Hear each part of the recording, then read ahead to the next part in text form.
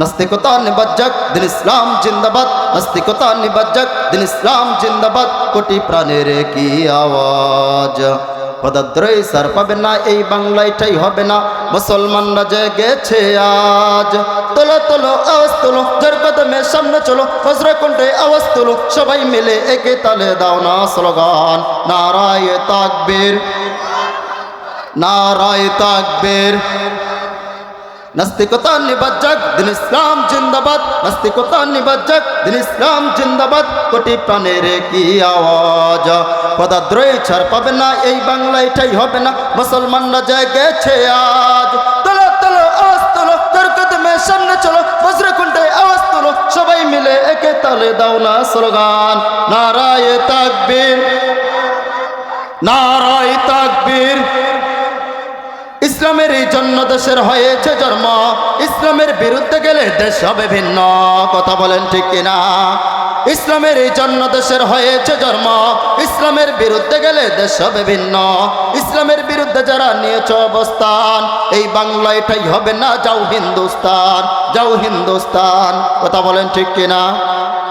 নাস্তিকতা নিবাজ্জাক দিন ইসলাম জিন্দাবাদ, নাস্তিকতা নিবাজ্জাক দিন ইসলাম জিন্দাবাদ। কোটি প্রাণের কি আওয়াজ, পদাদ্রয় ছাড় পাবে না এই বাংলা এটাই হবে না, মুসলমানরা জেগেছে আজ। তোলো তোলো আওয়াজ তোলো, জোর কদমে সামনে তোলো, বজ্র কণ্ঠে আওয়াজ তোলো, সবাই মিলে একে তালে দাও না স্লোগান, নারায়ে তাকবীর, নারায়ে তাকবীর। আমাদের নারায়ে তাকবীর স্লোগান দিতে কোনো বাধা আছে? যদি নারায়ে তাকবীর স্লোগান কোনো বেঈমান নাস্তিক যদি আমার আল্লাহর নাম বাধা দিতে আসে, তাহলে এই বাংলার জমিনে তার জায়গা হবে না, কথা বলেন ঠিক কিনা? যারা কোন নারায়ে তাকবীরের বাধা দিতে আসবে তাকে স্টেজ থেকে লাথি মেরে ফেলে দেওয়া হবে, কথা বলেন ঠিক কিনা? এই নারায়ে তাকবীরের কারণে গৌর গোবিন্দের রাজপ্রাসাদ ভেঙ্গে খান খান হয়ে গেছিল। এই নারায়ে তাকবীরের কারণে বাংলাদেশের তসলিমা নাসরিন বোরকা পরে পালাতে বাধ্য হয়েছিল, কথা বলেন ঠিক কিনা? আজকেও যদি আমার নবীর বিরুদ্ধে কথা বলা হয়, আমার আল্লাহর বিরুদ্ধে কথা বলা হয়, এই জান্নাতের বাগানের বিরুদ্ধে কথা বলা হয়, কোন মাহফিলের বিরুদ্ধে কথা বলা হয়, কোন মাদ্রাসার বিরুদ্ধে কথা বলা হয়, বাংলাদেশের 18 কোটি আবারও 2024 সালের মতো রাজপথে জীবন দেবে, কথা বলেন ঠিক কিনা? আপনারা আছেন, থাকবেন তো? থাকবেন? সত্যের পক্ষে গান গাই বলে আমি বিদ্রোহী, সত্যের পথে ডাকি বলে আমি বিপ্লবী, কোরআনের কথা বলি তাই বলে আমাকে মৌলবাদী, জিহাদের পক্ষে গান লেখি তাই বলে আমাকে উগ্রবাদী, আমি বিপ্লবী বিদ্রোহী মৌলবাদী কেন জঙ্গিবাদী। কথা যায় কন্যা বাহে, হ্যাঁ এই দু একটা ঠেক ঠেক করলে কেউ আগ হইবে? হ্যাঁ, ওই এক সাপরিয়া সাপ ধরার জন্য গর্তের মধ্যে চলে গেছে, মানুষ বলছে ওখানে সাপ আছে, এই গর্তের মধ্যে সাপ আছে। সাপরিয়া এবার বেসরা বেটা বিন নিয়ে আসিয়া কার বেদাম বাজাইতে শুরু করছে। অনেক চেষ্টা প্রচেষ্টার পরে যখন আর সাপ বাইর করতে পারে নাই, তখন চিন্তা করলো, হাই রে, এটা তো জাতি সাপ হইতো, এটা যদি জাগ্রত সাপ হইতো তাহলে আমার বিনে তো সে সারা দেওয়ার কথা ছিল, সে তো গর্ত থেকে বাইর হওয়ার কথা ছিল, কিন্তু আমি এত বিন বাজাই এরপরও কেন সে গর্ত থেকে বাইর হয় না? এক পর্যায়ে সে ব্যর্থ হয়ে ওই গর্ত খুঁড়ার জন্য একটা কোদাল আর একটা খন্তি নিয়ে চলে এসেছেন। এক পর্যায়ে ওই গর্ত খুঁড়তে শুরু করছেন। গর্ত খুঁড়তে খুঁড়তে খুঁড়তে এক পর্যায়ে যখন সাপের কাছে চলে গেছেন, ওই বেসরা বেটা চিন্তা করে দেখতেছে এটা কোনো জাতি সাপ না, এটা হলো মাটিয়া সাপ। কি সাপ? মাটিয়া সাপ। তো ওই মাটিয়া সাপকে যদি সারাদিন বিন বাজা যায়, ওই সাপ বাইর হওয়ার কোনো সম্ভাবনা আছে? কিন্তু যেই ব্যক্তিটা ইমানদার, তাকওয়ালা, আল্লাহওয়ালা, এই ব্যক্তিটা আল্লাহ তাআলার নাম নেওয়ার সাথে সাথে এদের ঈমানটা জাগ্রত হয়ে যাবে, কথা বলেন ঠিক কিনা? এদের ঈমান থাকবে বীর পুরুষের মতো। এরা সব সময় আল্লাহর জন্য, আল্লাহর দিন বাস্তবায়ন করার জন্য এরা সব সময় রাজপথে থাকবে, ওই সাপের মতো গর্তের মধ্যে থাকবে না, কথা বলেন ঠিক কিনা? আপনারা আছেন তো? কতক্ষণ থাকবেন? সারা রাত আছেন তো? থাকবেন আমার সাথে সারা রাত? দেখি কারা কারা সারা রাত থাকবেন না।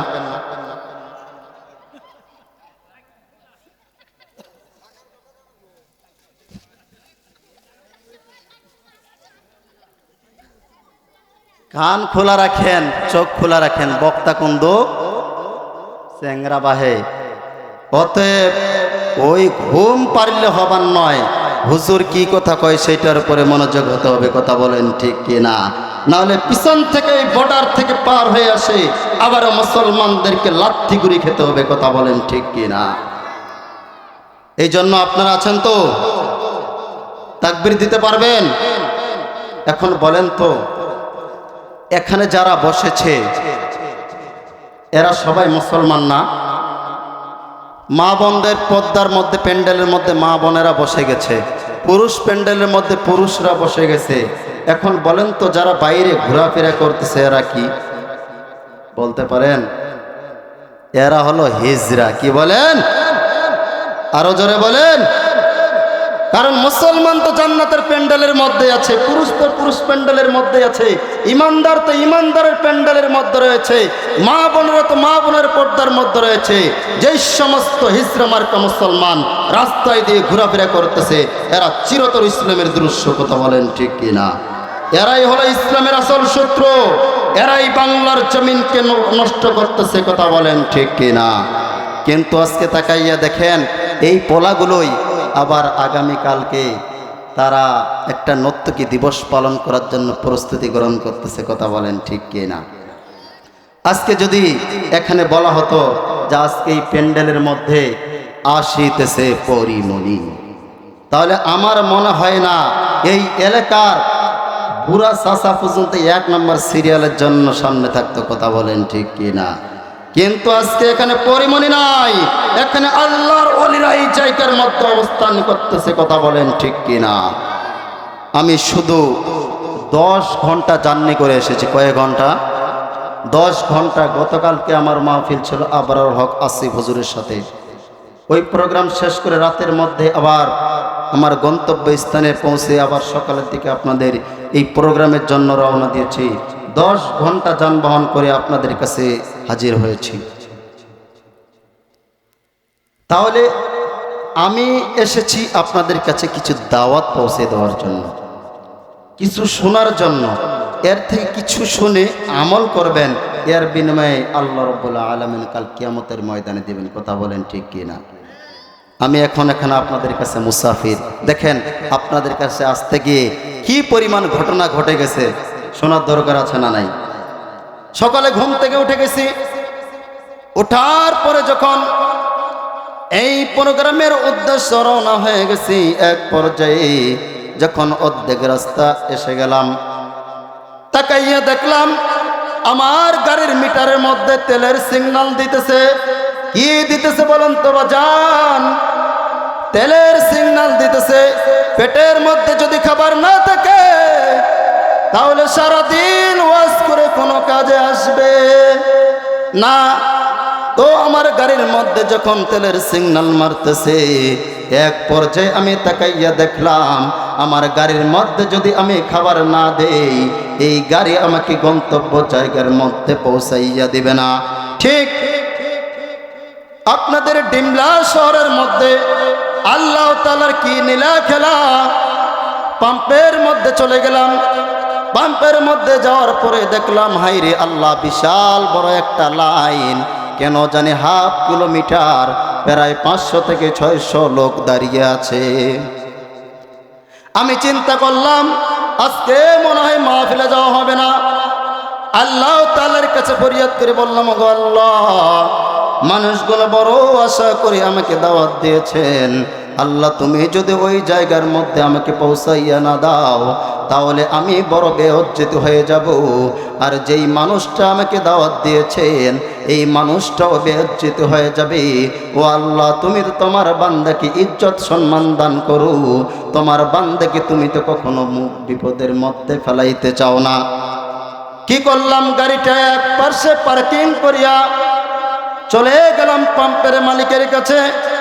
পাম্পের মালিককে যে বললাম, স্যার আমার গাড়ির মধ্যে তেল নাই, আমাকে যদি একটু তেল দিয়ে সহযোগিতা করতেন, আমি এক জায়গায় দাওয়াতে কাজ করার জন্য চলে যাব।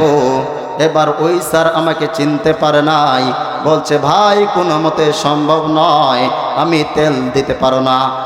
এক পর্যায়ে যখন বললাম, ও স্যার আমার তো তেল লাগবে, নাহলে আমি মানুষদের কাছে যাইতে পারবো না। মানুষটা এবার মুস্কি হেসে দিয়ে বলল, ও হুজুর আপনার বাড়ি কোথায়? আমি বললাম, স্যার আমার বাড়ি হলো সেই বর্ডার এলাকা ঠাকুরগাঁ ডিস্ট্রিক্ট, আমার বাড়ি হলো ঠাকুরগাঁ জেলা পীরগঞ্জ থানা।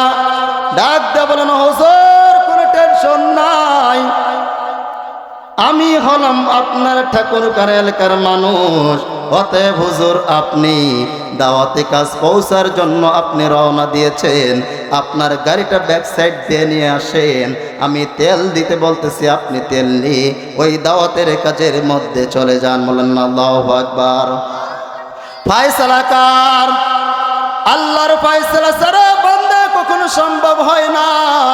আমার আল্লাহ তাআলা ওই বান্দাকে বলছে, ও বান্দা তুমি ওই মানুষটাকে প্রশ্ন করে দেখো তার বাড়ি কোথায়, সে কোথায় যাইতে চায়, কি করতে চায়, তুমি সব কিছু শুনে নাও।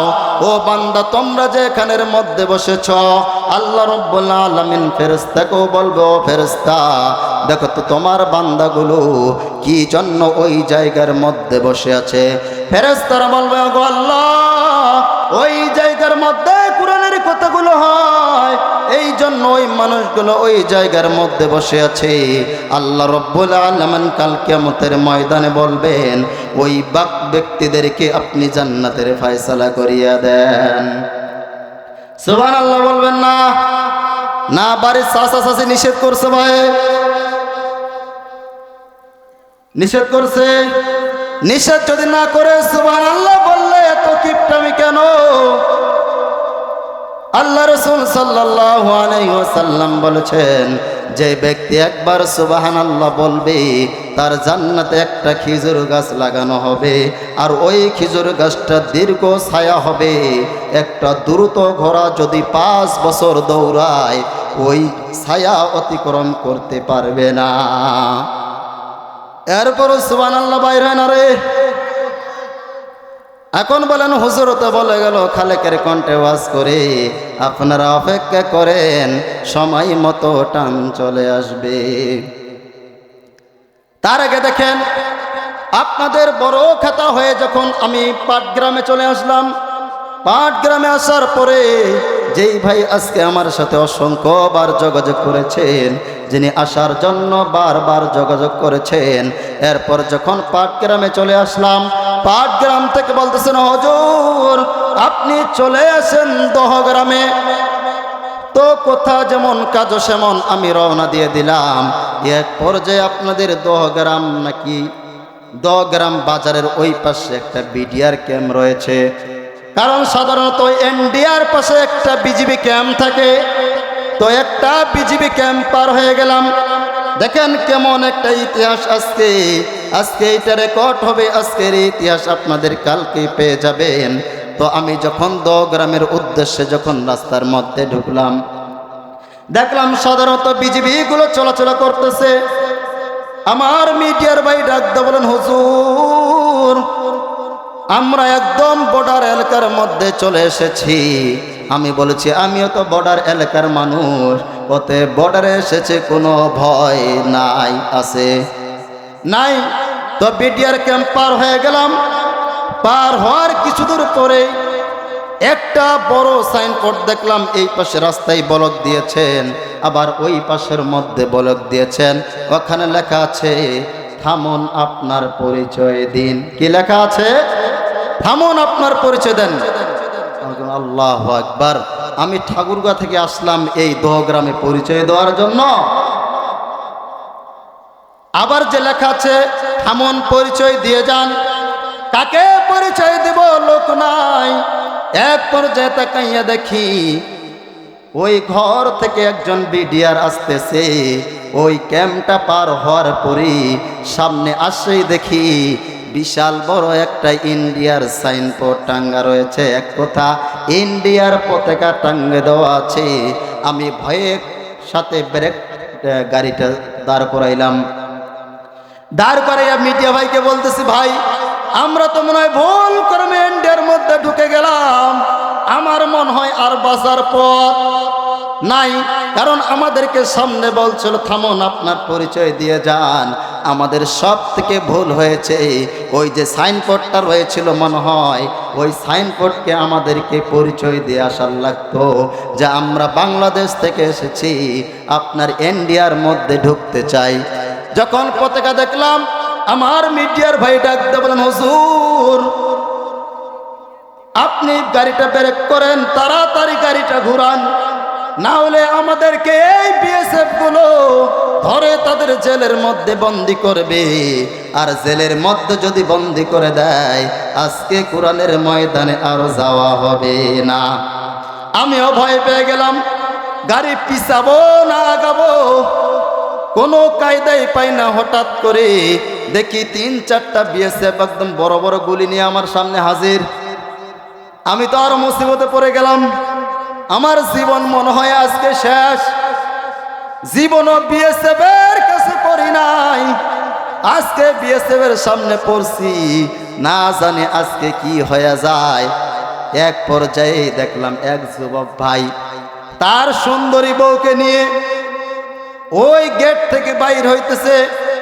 আমি আবার মনে মনে চিন্তা করলাম এই মানুষটাকে আমি হয়তো জিজ্ঞাসা করে দেখব আসলে এই রাস্তা দহগ্রামের দিকে যায় কিনা, কারণ আমাদের গুগল ম্যাপ দেখা যায় এই রাস্তায় দহগ্রাম। চিন্তা করলাম এই মানুষটাকে যে আমি জিজ্ঞাসা করব এই মানুষটা আবার বাংলা কথা বলতে পারে কিনা। আমার যদি হিন্দিতে কথা বলে কিয়ামত পর্যন্ত আমি যেরকম বুঝতে পারবো না, আমার গাড়িটা ব্যাক করে আবার আমার ঠাকুরগার দিকে রওনা হতে হবে। এবার ওই যুবকটা তার সুন্দরী বউকে হাতটা ধরে বলে, এই মানুষগুলো কোথায় থেকে এসে, তারা এই ক্যান্টনমেন্ট চিনে না। এবার ওই যুবক ভাই ডাক দিয়ে বলেন, জো হুজুর আপনি কোথায় যাবেন? ডাক দিয়ে বলেন, ভাই বড় বিপদের মধ্যে পড়ে গেছি। আমরা তো বাংলাদেশের দহগ্রামের মধ্যে যাইতে চেয়েছিলাম, কিন্তু আমরা তো এখন ভারতের মধ্যে ঢুকে গেছি। কারণ আমরা বর্ডার ক্রস করে ফেলছি, আমাদের পরিচয় চেয়েছিল, আমরা পরিচয় দেই নাই। এখন আমরা কি করব? ওই যুবক ডাক দিয়ে বলেন, হুজুর কোনো টেনশন নাই, আপনি যেই রাস্তায় যাইতেছেন এইটাই সঠিক রাস্তা। বলেন আল্লাহু আকবার। আমি মুহূর্তের মধ্যে শুকরিয়া আদায় করলাম, আল্লাহ আজকে যদি এই মানুষটাকে লাগাল না পাইতাম তাহলে মনে হয় আবার পিছন দিকে ঘুরিয়ে আমাকে সেই ঠাকুরগার দিকে যাওয়ার লাগতো। তো এবার গেট দিয়ে ভয়ে ভয়ে তারপরও ঢুকাচ্ছি, বিএসএফ গুলো গুলি নিয়ে দাঁড়িয়ে আছে। তো সামনে আসলাম, ওখানে আসে দেখি আবার 4টা রাস্তা। কয়টা রাস্তা? এখন ডানে যাব না বামে যাব, ডাইনে যাব না পিছনে যাব, না সামনে আগাবো? আমি তো দহগ্রামের রাস্তাও জানি না। আরে এই বেটাদেরকে আমি ভয় তো সারাই না। এক রাস্তা চলে গেছে এইদিকে, আর এক রাস্তা চলে গেছে এইদিকে। এক পর্যায়ে তারা কথা না বলে বলে, হুজুর আপনি সোজাই চলে যান। আমি মনে করলাম এই রাস্তাটাই হলো সঠিক রাস্তা। এরপরে আপনাদের কাছে চলে আসলাম। আপনাদের কাছে আসার পরে কিছুক্ষণ রেস্ট নেওয়ার পরে আপনাদের কাছে চলে এসেছি। ও বন্ধু, আপনারা কি আমার আলোচনা শোনার জন্য প্রস্তুত রয়েছেন? প্রস্তুত রয়েছেন? একটা তাকবীর দেন তো, নারায়ে তাকবীর, নারায়ে তাকবীর। কোরআন হাদিস যেখানে, আলেম ওলামা যেখানে, মসজিদ মাদ্রাসা যেখানে, পরিমণি যেখানে। এবার সোজা গেছেন তো নাকি? সোনার মদিনা বহু দূরে, কিন্তু মদিনাওয়ালা আমার অন্তরে। আমার সোনার মদিনা বহু দূরে, কিন্তু মদিনাওয়ালা আমার অন্তরে। আমার অন্তর জুড়ে মদিনায় আছে রে, মদিনা মদিনা বলে জিকির করে রে। মাদিনা মাদিনা বলে জিকির করে রে। মদিনা যাওয়ার ইচ্ছা আছে তো? যদি ইচ্ছা থাকে আমার সাথে একটু গাইতে পারবেন তো বাজান? পারবেন তো? সোনার মাদিনা বহু দূরে, কিন্তু মাদিনাওয়ালা আমার অন্তরে, আমার অন্তর জুড়ে মাদিনায় আছে রে। মাদিনা মাদিনা বলে জিকির করে রে, মাদিনা মাদিনা বলে জিকির করে রে।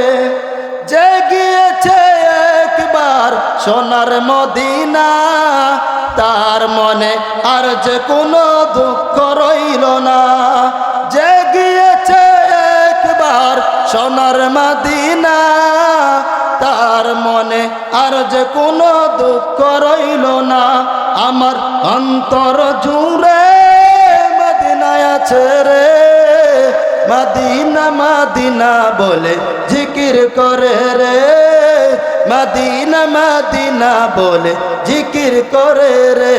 সোনার মাদিনা বহু দূরে, কিন্তু মাদিনাওয়ালা আমার অন্তরে, কিন্তু মাদিনাওয়ালা আমার অন্তরে। রাসূল তুমি শুনো গো আমার ফরিয়াদ, চুমু খেতে বাড়িয়ে দাও নুরানি হাত। রাসূল তুমি শুনো গো আমার ফরিয়াদ, চুমু খেতে বাড়িয়ে দাও নুরানি হাত। আমার অন্তর জুড়ে মদিনায় আছে রে। মাদিনা মাদিনা বলে জিকির করে রে, মাদিনা মাদিনা বলে জিকির করে রে। ইয়া রাসূলুল্লাহ, ইয়া রাসূলুল্লাহ, ইয়া রাসূলুল্লাহ, লাব্বাইক ইয়া রাসূলুল্লাহ। আপনারা আছেন? আলোচনার দিকে যাব, থাকবেন তো? একটু জিকির করেন লা ইলাহা ইল্লাল্লাহ, লা ইলাহা ইল্লাল্লাহ, আল্লাহ আল্লাহ আল্লাহ, জোরে জোরে আল্লাহ আল্লাহ আল্লাহ, লা ইলাহা ইল্লাল্লাহ। এই কালেমার জন্য নবীজি সইলেন কত জালাতন, লা ইলাহা ইল্লাল্লাহ।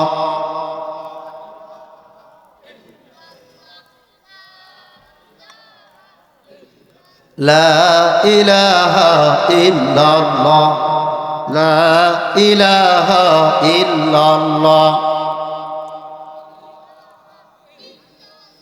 নারে তাকবীর। আমার ভাইরা, আমার বন্ধুগণ, প্লিজ বন্ধু আর কোনো দিকে নজর করবেন না, আমার আর কোনো দিকে খেয়াল করবেন না। আমার ভাইরা, আমার বন্ধুগণ, এই দুনিয়ার জমিনে মানুষগুলো আল্লাহ রাব্বুল আলামিন কি জন্য পাঠিয়েছেন জানার দরকার আছে না নাই?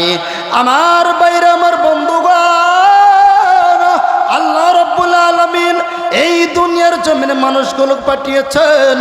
ও বান্দা বান্দিরা, তোমরা দুনিয়ার জমিনে যতদিন বাঁচবা ততদিন পর্যন্ত আমার আল্লাহর জিকির করবা, আর যতদিন পর্যন্ত আমার আল্লাহর জিকির থাকবে ততদিন পর্যন্ত ওই ব্যক্তির ঈমানটা তরতাজা হবে। বলেন আল্লাহু আকবার। আমার বাইরে, আমার বন্ধুগণ, এখনো পর্যন্ত যে সমস্ত বাবার যুবকরা দোকানে চষ্টার বিভিন্ন কাজের মধ্যে ব্যস্ত, আরে বাজান, আরেকজন বন্ধু কোনো দিকে খেয়াল করবেন না, আরেকজন মাও কোনো কাজের মধ্যে ব্যস্ত থাকবেন না। আমার বাইরে, আমার বন্ধুগণ, আল্লাহ রাব্বুল আলামিন চমৎকার ভাবে কুরআনুল কারীমের মধ্যে ডাক দিয়ে বলেন, ইয়া আইয়ুহাল্লাযীনা আমানু তুবু ইলাল্লাহি তাওবাতান নাসুহা।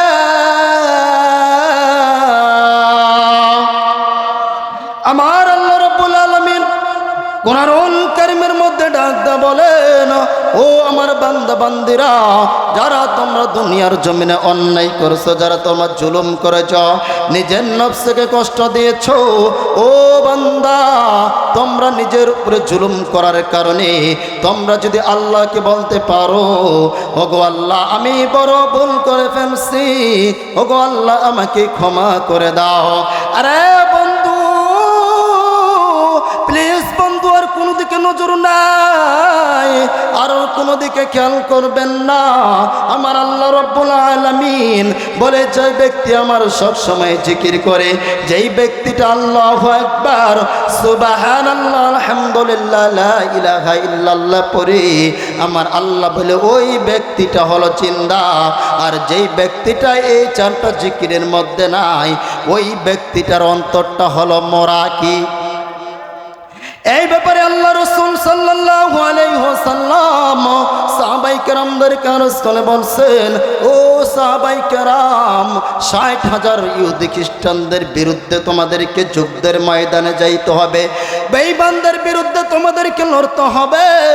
এই মানুষগুলোর বিরুদ্ধে কারা কারা লড়বে আর কে কে এই যুদ্ধের ময়দানে যাবে, তোমরা তাড়াতাড়ি প্রস্তুতি গ্রহণ করো, তোমরা তাড়াতাড়ি খাতার মধ্যে নামগুলো নোট করিয়া নাও। সমস্ত সাহাবায়ে কেরাম যুদ্ধের ময়দানে যাওয়ার জন্য যখন খাতার মধ্যে নোট করতে শুরু করছেন, এক পর্যায়ে সমস্ত সাহাবায়ে কেরামের পক্ষ থেকে একজন সাহাবী ডাক দিয়ে বলেন, নবীজি এতগুলো সাহাবীকে যুদ্ধের ময়দানে যাইতে হবে না, আমি একাই যুদ্ধের ময়দানে যাওয়ার জন্য প্রস্তুত রয়েছি। সমস্ত সাহাবায়ে কেরাম ওই মানুষটার দিকে তাকাইয়া আছে, ডাক দেয়া বলেন, ইয়া রাসূলুল্লাহ, আমরা সমস্ত ইহুদি খ্রিস্টানদের বিরুদ্ধের মধ্যে আমরা যুদ্ধের ময়দানে যাওয়ার জন্য প্রস্তুত হয়ে যাচ্ছি। এই যুবকরা কই যায়? বসো। আপনাদের পাশ থেকে যে উঠতে চাবে ওরা লুঙ্গি খুলে নেবেন, বাকিটা আমি দেখবো। ফাজলামি। যেই মানুষটা উঠতে চাবে লুঙ্গি ধরে টান দিবেন, প্যান্ট খুলে নেবেন, ইজ্জত কি হয় এটা পরে দেখা যাবে। কোরআনের সাথে বেয়াদবি। এই বাগানটা কি বলেন তো? জোরে বলেন। আগে এই হাদিসটাই বলে দিই, এরপর ওই দিকে যাচ্ছি।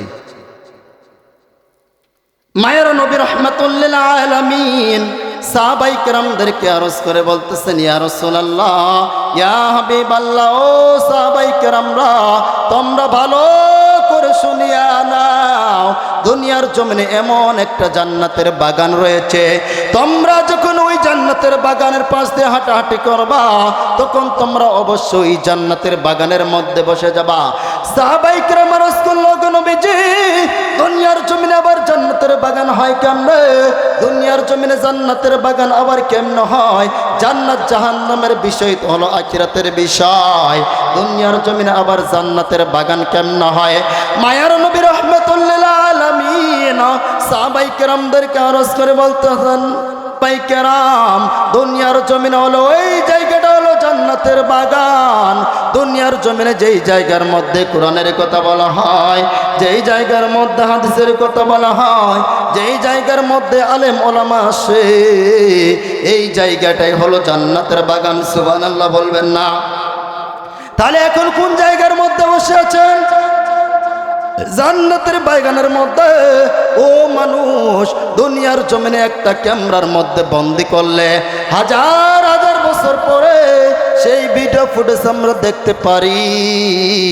এখন যেই মানুষগুলো এই জান্নাতের বাগানের মধ্যে বসে গেছেন, এই মানুষগুলোকে ক্যামেরা বন্দি করতেছেন কে? জোরে বলেন। আল্লাহ নাম নিতে কোনো সমস্যা আছে? জোরে বলেন আল্লাহ। আরো জোরে একটা ডাক দাও না, আল্লাহ। আল্লাহ তোমার বান্দাগুলো আল্লাহ আল্লাহ বলে ডাক দেয়। আমার বাইরে আমার বন্ধুগণ, যেই কথা বলতেছিলাম, আমার নবী রাহমাতুল লিল আলামিন সাহাবায়ে কেরামদেরকে বলতেছেন, কে কে যুদ্ধের ময়দানে যাবা, তোমরা প্রস্তুতি গ্রহণ করো।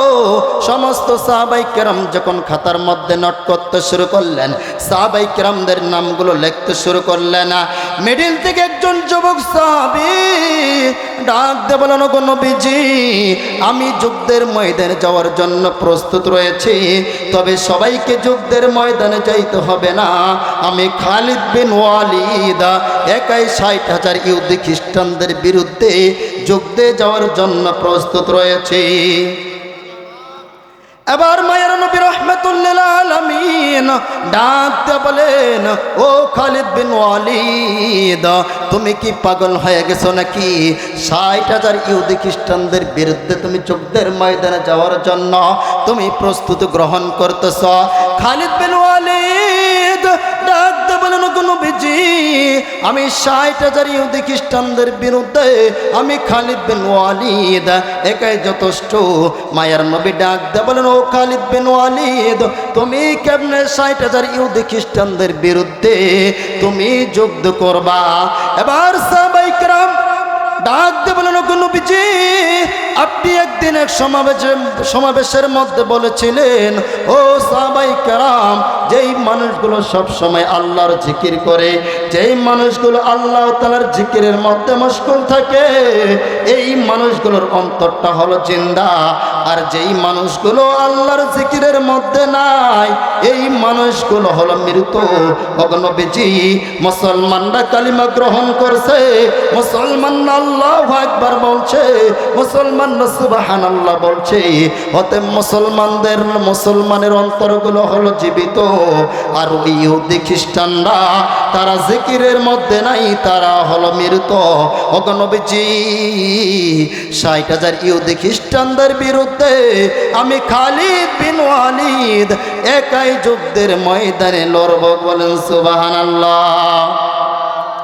এই জন্য মুসলমান এতগুলো মানুষের মধ্যে সবগুলো ইমানদার হতে পারবে না, সবগুলো আল্লাহ তাআলার প্রিয় বান্দা হতে পারবে না, সবগুলো খালিদ বিন ওয়ালিদের মতো হতে পারবে না, সবগুলো খালিদ বিন ওয়ালিদের মতো কাফের বেঈমানদের যুদ্ধের ময়দানে যাইতে পারবে না। কথা বলেন ঠিক কিনা? আমার বাইরে, আমার বন্ধুগণ, এই জন্য খুব খেয়াল করে কথাগুলো শুনতে হবে। এত সুন্দর জান্নাতের বাগানের আয়োজন করা হয়েছে, ও বন্ধু, কিসের জন্য আয়োজন করা হয়েছে? ও আব্বাজান, একটু দিলের কানটা লাগায় কথাগুলো শুনেন। জিকিরওয়ালার কত দাম, আল্লাহওয়ালার কত দাম। একটা উদাহরণ দিয়ে বলতে চাই, ও বন্ধু, আপনাদের এলাকার মধ্যে বিবাহ সাথী হয়, বিবাহ সাথীর মধ্যে বরের সাথে 150 বরযাত্রী যায় কে যায় না? যায়, আপনাদের এলাকায় যায় তো। 150 বরযাত্রী নিয়ে কইনা বাড়ির মধ্যে চলে যাবে। কোন বাড়ির মধ্যে যাওয়ার পরে এবার বর পক্ষ থেকে 150 জন মানুষ চলে এসেছে। যখন বিবাহ ঠিক হয়, বিবাহ ঠিক হওয়ার সময় বর পক্ষের আব্বাজান ডাক দিয়ে বলছিল, বিহাই, যেই দিন আপনার মেয়েকে আমরা নিতে আসব, সেই দিন আমরা 200 মানুষ আসবো। কয়শো? 200 মানুষ আসবো। কনে পক্ষের মানুষ রাজি হয়ে গেছিল। এবার বিবাহর দিন 150 মানুষ চলে এসেছে কনে বাড়ির মধ্যে। কনে বাড়ির মধ্যে আসার পরে ডাক দেবেন, গো বিহাইজান, আসার কথা ছিল 150 জন। কয়জন? 150 জন। আমরা এসেছি 100 জন। তবে গো বিহাই, একটা ঘটনা ঘটে গেছে। এবার কনের বাবা ডাক দিয়ে বলেন, ও বিহাই, কি ঘটনা ঘটে গেছে বলেন। এবার ডাক দিয়ে বলেন, ও বিহাই, আজকে সারা দিন আমার সন্তানটাকে পাওয়া যাচ্ছে না, অতএব আমার সন্তানটা আজকে ফোনটা বন্ধ করে রেখে দিয়েছে।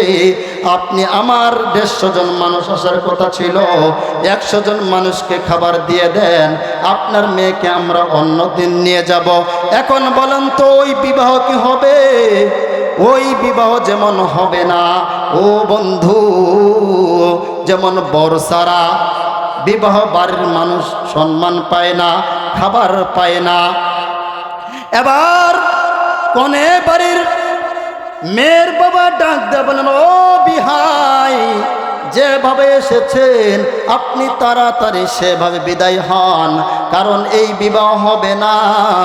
এবার সমস্ত বর পক্ষের মানুষগুলো যে যের ভাবে টেবিলের মধ্যে বসে গেছে না, খাবারও রেডি হয়ে গেছে। এক পর্যায়ে যখন বর পাওয়া যায় না, এবার মেয়ে পক্ষের মানুষগুলো বড় রাগান্বিত হয়ে গেছে। এই বেটা বলে কি রে, এই বেটাকে বলছিলাম তার ছেলেকে নিয়ে বিবাহ করতে, কিন্তু সে মানুষ জন্যে চলে এসেছে, এই বিবাহ সম্ভব নয়। কিন্তু যতদিন পর্যন্ত এই আল্লাহর জমিনে একজন আল্লাহওয়ালা থাকবে, একজন জিকিরওয়ালা ব্যক্তি থাকবে, একজন আল্লাহু আকবার ব্যক্তি থাকবে, ততদিন পর্যন্ত এই জমিনটা কিয়ামত হবে না। ঠিক যতদিন পর্যন্ত এই জমিনের মধ্যে ইমানদাররা থাকবে, ততদিন পর্যন্ত এই জমিনটা ধ্বংস হবে না, এক কথা কিয়ামত হবে না। যেমন বর ছাড়া বিয়ে বাড়ির মানুষ দাম পায় না, ঠিক আল্লাহওয়ালাদের বড় দাম। 200 মানুষের কোনো দাম নাই, বর ছাড়া যেমন দাম নাই, ঠিক এই জমিনের মধ্যে আল্লাহওয়ালা ছাড়া এই জমিনের কোনো দাম নাই। কথা বলেন ঠিক না? আলোচনা কি বোঝা যায়? বোঝা যায় না? ভাষা অন্য আছে? যদি ওয়াজ না বুঝেন, যদি কথা না বুঝেন, আর একটা ঘটনা বলি, এই ঘটনার মধ্যে থেকে বুঝে যাবেন। একবার এসেছেন কইনা বাড়িতে, বিবাহ সাথী হয়ে গেছে, মরও হয়ে গেছে। এবার দেখেন বিয়ে বাড়িতে যখন মেয়ের মা যখন মেয়েকে বিবাহ দেয়, যখন বরের হাতে তুলে দেয়, তখন তার মা কি পরিমাণ যে হাউমাউ করে কান্নাকাটি শুরু করে দেয়। আমার মেয়েটা এখন খাবে কি, আমার মেয়েটা চলবে কেমনে? জীবনে সে মানুষের বাড়ি কাজ করে নাই, মানুষের কথা শোনে নাই, এইভাবে সে তার মা কান্নাকাটি করে। এক পর্যায়ে ওই বর কনেকে নিয়ে যখন গাড়ির মধ্যে চলে গেছেন, এইদিকে কনের মা হাউমাউ করে কান্নাকাটি করতেছে। এবার বর চিন্তা করলো, এখন যদি আমার শাশুড়ি আম্মাকে যদি আমি বুঝ না দেই, তাহলে তো আগামীকালকে আবার আসতে হবে, আমার মুখের মধ্যে মুরগির রান উঠবে না, বড় বড় খাসির কলিজা উঠবে না। এখন বর বেসরা বেটা, যেমন বুদ্ধি তেমন কাজ। চলে আসলেন কইনার মার কাছে। কনের মার কাছে আসে বলতেছেন, আম্মা জান, আপনি কান্নাকাটি করবেন না, আপনি চিন্তা করবেন না, আপনার যেইটা বেটি এটা আমারও বেটি। দুই বন্ধু কথা যদি না বুঝেন, তাহলে ওই শাশুড় আর জামাইয়ের মতো কাহিনী হতে পারে কি পারে না? হে কথা যে কোন না ভাই, হ্যাঁ তাকাইয়া দেখেন বর্তমান এরকম জামাই আছে না নাই? সান্ত্বনা দেওয়ার জন্য আছে না নাই? বিয়াই আবার যায় কয়, বিহানি চিন্তা করবেন না, আপনার যেটা বেটি হারে আমারও বেটি। এখন কোন তো দেখি মানুষের বেটি কি নিজের বেটি হওয়া যায়? কি আমার লুচ্চা কথা যে কন না ভাই। হ্যাঁ, আগামীকালকে আবার আসতেছে পয়লা বৈশাখ। কি বৈশাখ? পয়লা বৈশাখ। এই পয়লা বৈশাখের মধ্যে দেখবেন বিহা আর বিহানি একদম হোন্ডার পিছনত বসিয়া ব্রেক চাপবে, আর বিহানি একবার সামনের দিকে যাবে।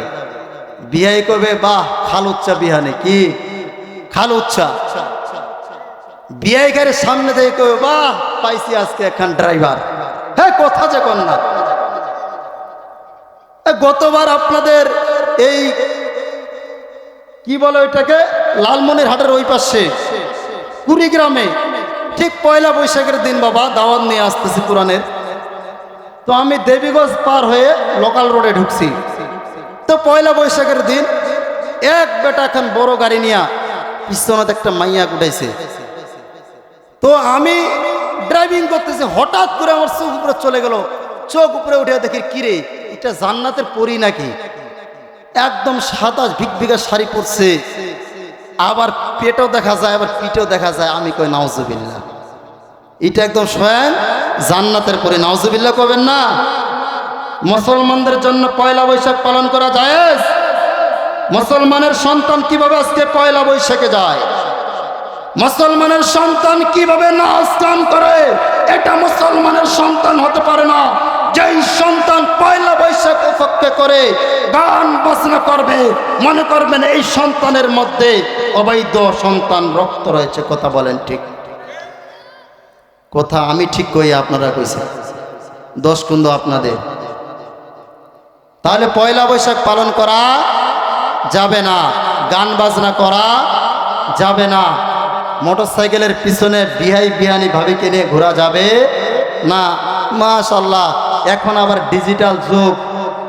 যদি বড় ভাই বাড়িতে না থাকে, এবার দেবরকে ডাক দিয়ে বলেন যে ভাই চল আজ ঘুরতে যাই।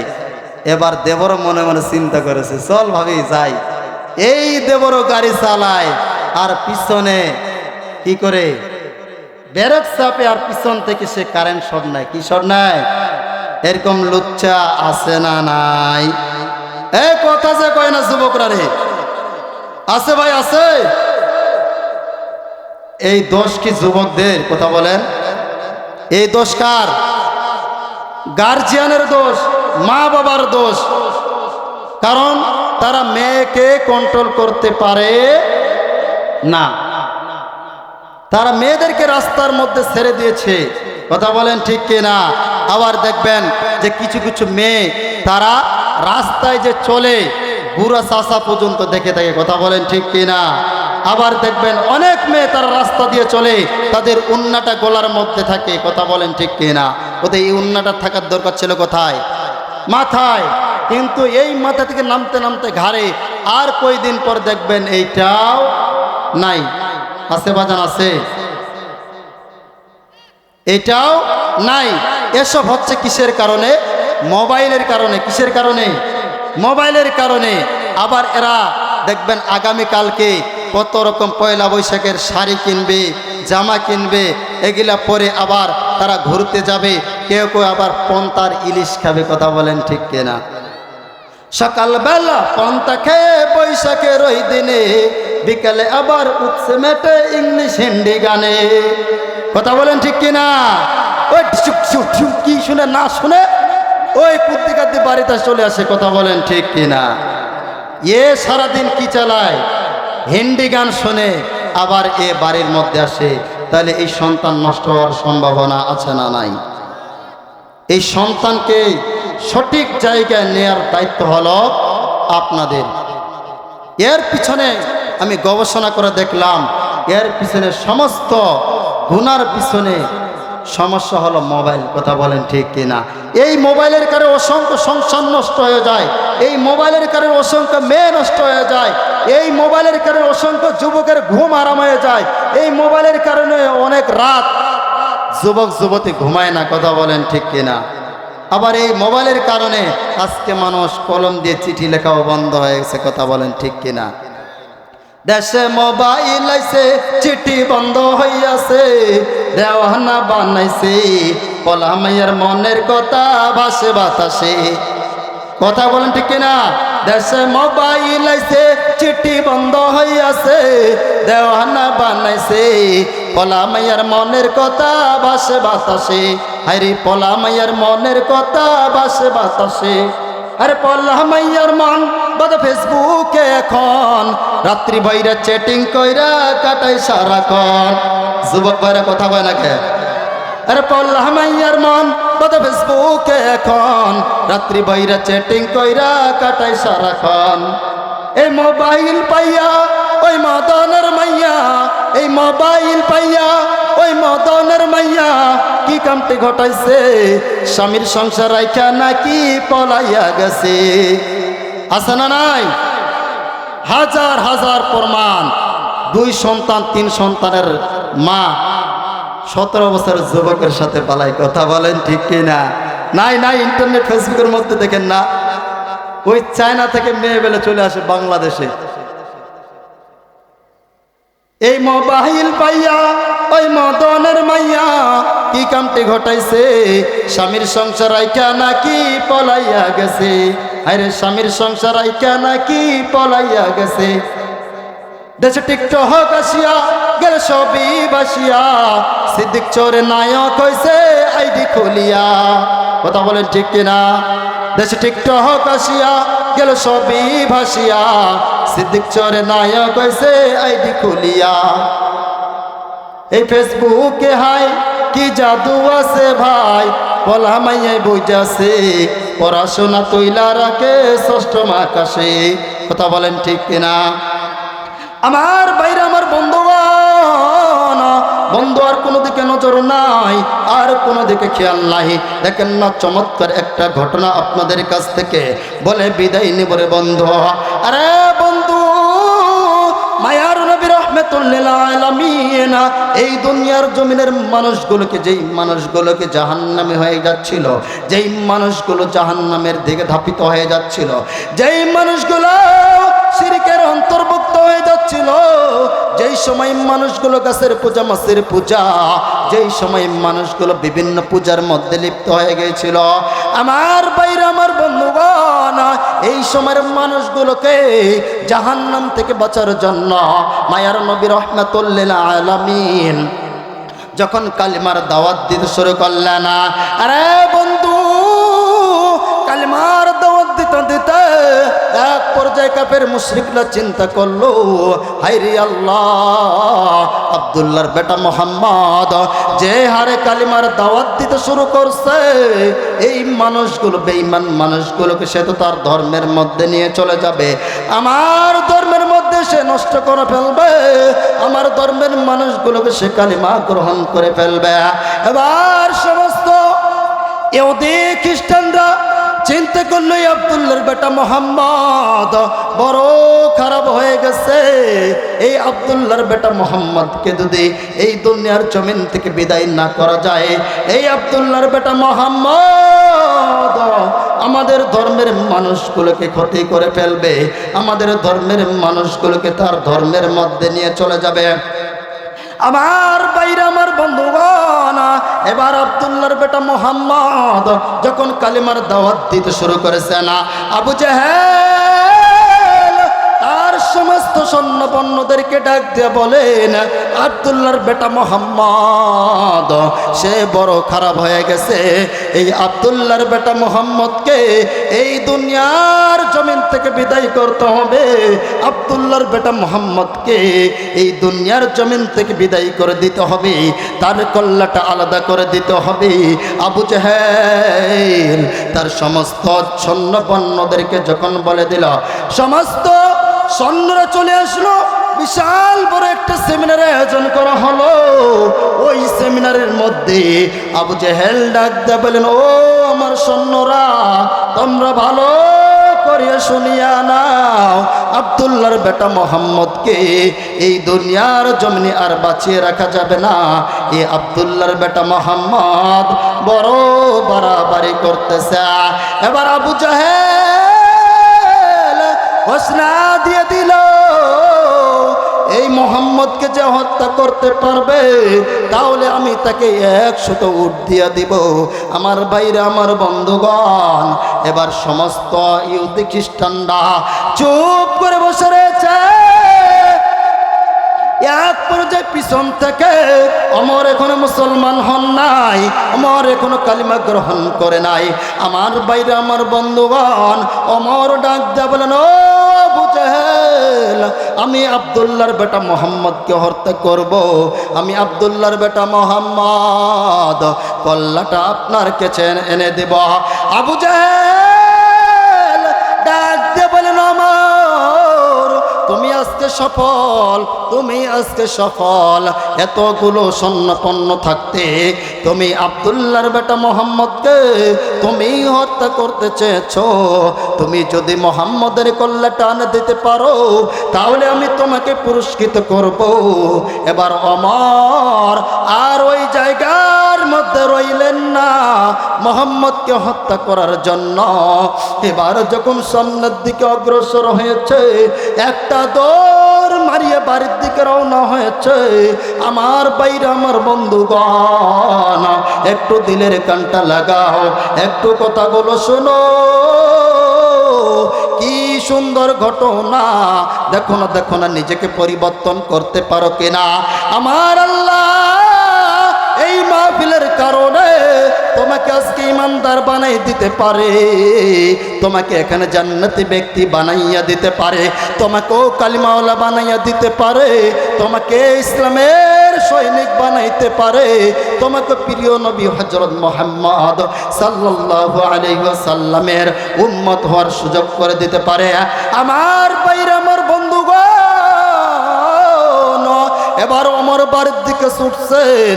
ওমর যখন রাগান্বিত হইতো, ওমরের চুলগুলো দাঁড়াইয়া যাইতো, চোখগুলো লাল হইয়া যাইতো, ওমরের চুলগুলো খাড়া হইয়া যাইতো। ওমর এবার রাগান্বিত অবস্থায় মুহাম্মদের কল্লাটা আলাদা করবে, মুহাম্মদকে হত্যা করবে। মুহাম্মদকে হত্যা করার জন্য এবার ওমর বাড়ির দিকে ছুটছেন। বাড়িতে যাওয়ার পরে এবার ওমর একটা হাতের মধ্যে তরবারি নিয়েছেন, একটা বড় চাবুক নিয়েছেন। এই তরবারি চাবুক নেওয়ার পরে, এই তরবারি চাবুক নেওয়ার পরে এবার মুহাম্মদের দরবারের দিকে দৌড় দিয়েছে। এক পর্যায়ে যখন মুহাম্মদের দরবারের দিকে রওনা হয়েছে, আমার ভাইরা, আমার বন্ধুগণ, ও লালমনিরহাট পাটগ্রামের মানুষ, একটু গভীর মনোযোগ দিয়ে কথাগুলো শোনা। কোনো দিকে নজর করবা না, কোনো দিকে খেয়াল করবা না। তোমার কি মরণের ভয় হয় না? তোমার কি কবরের ভয় হয় না? তোমার কি জান্নাত জাহান্নামের ভয় হয় না? এবার খলিফাতুল মুসলিমিন এখন কালিমা গ্রহণ করেন নাই। এবার ওমর যখন মুহাম্মদের কল্লা কাটার জন্য তরবারি নিয়ে যখন বাড়ির দিকে রওনা হয়েছে না, এক পর্যায়ে রাস্তার মধ্যে ওমরের বন্ধু নাইমের সাথে দেখা হয়েছে। বলেন আল্লাহু আকবার। নাইম ডাক দিয়ে বলেন, ওমর, তুমি এই তরবারি নিয়া তুমি কোথায় ছুটছো? তুমি যে ওমর এত রাগান্বিত অবস্থায় তুমি তরবারি নিয়ে কোথায় কোথায় ছুটছ?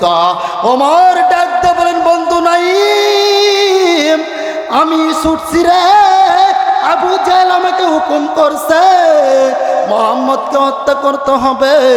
মুহাম্মদের কল্লাটা যদি আমি আবু জেহেলের হাতে দিতে পারি, আবু জেহেল আমাকে 100 উট উপহার দিবে, আমাকে আর অন্যান্য জিনিস গিফট করবে। আরে বন্ধু, নাইমকে এই কথা বলার পরে নাইম ডাক দিয়ে বলেন, বন্ধু আমার, যেই মুহাম্মদকে হত্যা করার জন্য তুমি রাস্তা দিয়ে হাঁটতেছো, তুমি রাস্তা দিয়ে দৌড়াইতেছ, ও ওমর, তুমি কি একবার তোমার বোনের বাড়ির দিকে খোঁজ নিয়েছো? তোমার বোনের ভগ্নিপতির দিকে তুমি খোঁজ নিয়েছো? ওমর ডাক দিয়া বলেন, ও বন্ধু নাইম, বলো আমার বোন কি অপরাধ করছে? আমার বোনের জামাই কি অপরাধ করেছে?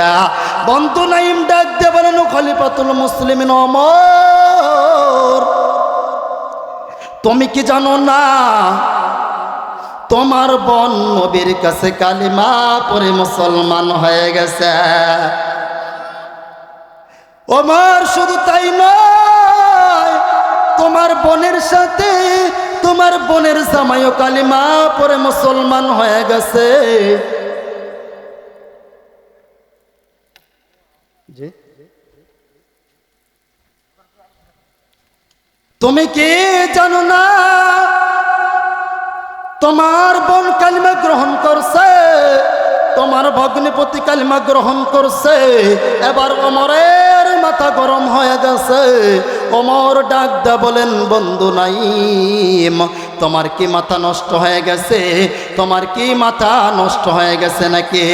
ডাক দা বলেন, ওমর, আমার কথা বন্ধু, তুমি যদি বিশ্বাস না করো, তোমার বোনের বাড়ির দিকে তুমি খোঁজ নাও।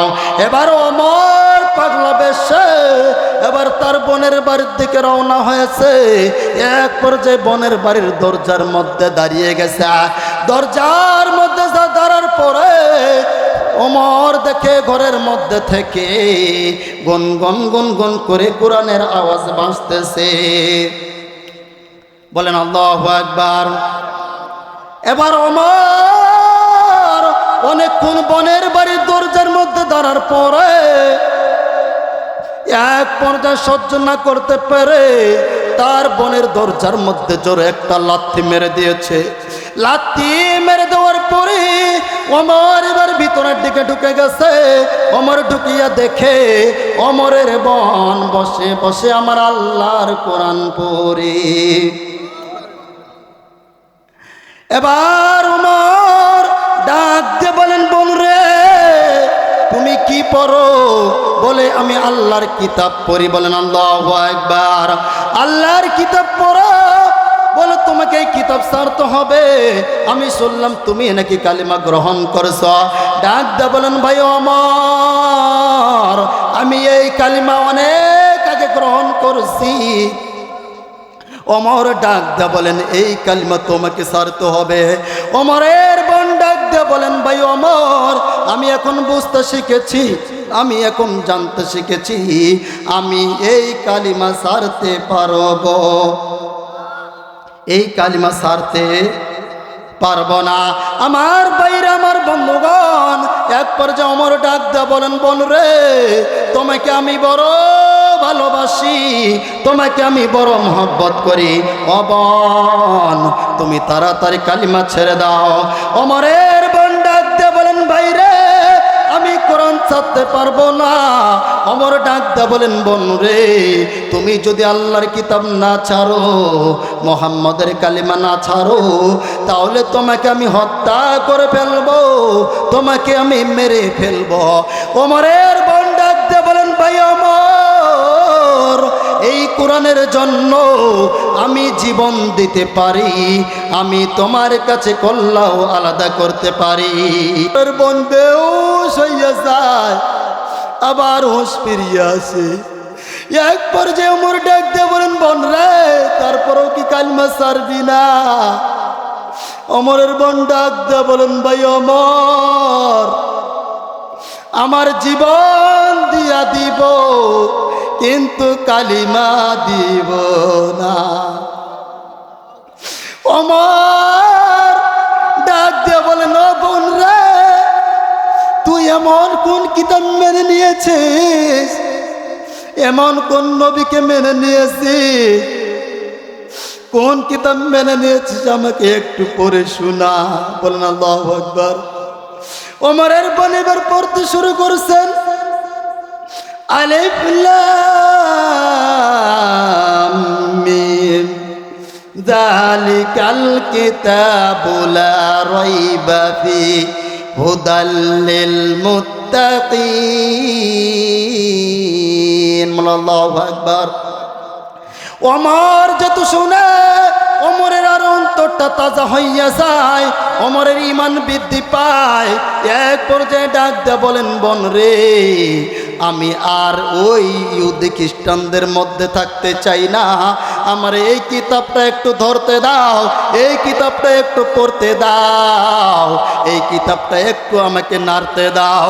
আমার বাইরে আমার বন্ধুগণ, ওমরের বোন ডাক দেয়া বলেন, ও ভাই এটা তো এমন এক কিতাব, এই কিতাব ধরতে গেলে উজু করতে হয়, এই কিতাব ধরতে গেলে পবিত্র হতে হয়, এই কিতাবকে মানতে গেলে তোমাকে ইমানদার হতে হয়, কালিমা গ্রহণ করতে হয়। ঠিক বোনের কথা শুনে লম্বা ইতিহাস শর্ট করে দিলাম যে তুমি মেহমান চলে এসেছেন। আমার বাইরা আমার বন্ধুগণ, ওমর এবার ফেনেশ হয়ে ওমরের বোনের কাছে চলে আসলেন আর ডাক দেয়া বলেন, বোন রে আর দেরি করিস না, চল্লা চল্লা আমাকে একটু মুহাম্মাদের দরবারের মধ্যে নিয়ে যা। এবার ওমর ছুটছে মুহাম্মাদের দরবারের দিকে যাওয়ার জন্য। এক পর্যায়ে যখন ওমর এখনো কালিমা গ্রহণ করেন নাই, যখন ওমরের দরবারে ওমর যখন মুহাম্মাদের দরবারের সামনের মধ্যে গিয়েছেন, সাহাবায়ে কেরাম আরজ করলো, গো নবীজি আপনি দেখতেছেন ওই বেটা খারাপ ওমর হাতের মধ্যে তরবারি নিয়ে আপনাকে হত্যা করার জন্য আসতেছে, তুমি অর্ডার দিয়ে দাও এই ওমরকে আমরা ধ্বংস করে দেব। মুহাম্মদ ডাক দা বলেন, ওরে সাহাবায়ে কেরাম তোমরা সবাই বসো, ওমর কি খেলা খেলে আমি মুহাম্মদ দেখিবার চাই। আল্লাহু আকবার। এবার ওমর চলে গেলেন মুহাম্মদের কাছে।